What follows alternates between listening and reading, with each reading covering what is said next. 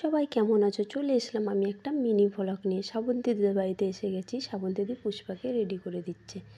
দেখো বন্ধুরা, এখন শ্রাবন্তীদি আর আমি চলে যাব মাছ বাজারে মাছ কিনতে। আমরা সপ্তাহের মাছ কিনে আনি, কেন রোজ রোজ বাজারে যাওয়া সম্ভব হয় না। পুষ্পা তো একটু রাগ রাগ করছে, কারণ ও যেতে পারবে না। তাই কাঁকড়াটা কত বড় দেখে নাও, 2000 টাকা কিলো বলছিল, কিন্তু কাঁকড়া আমরা খাই না, তাই নেই।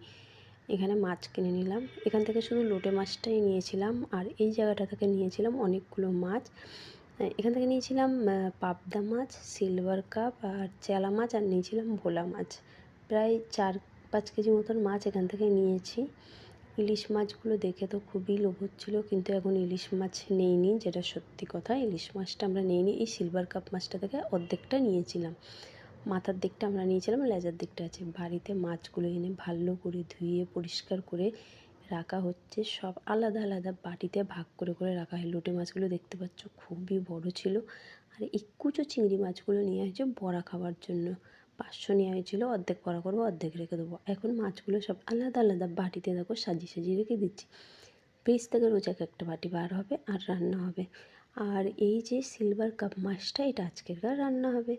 এই দেখো সিলভার কাপ মাছের ঝাল ঝাল একদম হয়ে গেছে। আর রান্নাটা কিন্তু খুবই টেস্টি হয়েছিল। আর হয়েছিল মূলো শাক দিয়ে মূলো ভাজা, আর ডাল হয়েছিল, আর হয়েছিল ওই কুচো চিংড়ি মাছের বড়া। খুবই টেস্টি হয়েছিল। শ্রাবন্তীদি এখন একটু চা করছে, খুব খিদে পেয়েছিল তাই চা করে নিচ্ছে।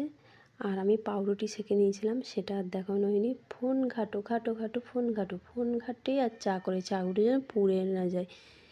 এখন আমি এবারে খেয়ে নেবো। দুপুরও হয়ে গেছে, তখন মাছটা আমি নিয়ে নিয়েছি।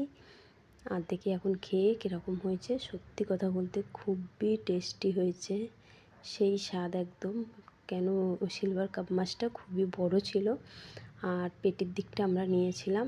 ফাইনালি খাওয়া দাওয়া করে নিই। আজকের ব্লগটা এত দূরই ছিল। ভিডিওটা যদি ভালো লেগে থাকে লাইক কমেন্ট শেয়ার করে সাবস্ক্রাইব করে পাশে থেকো।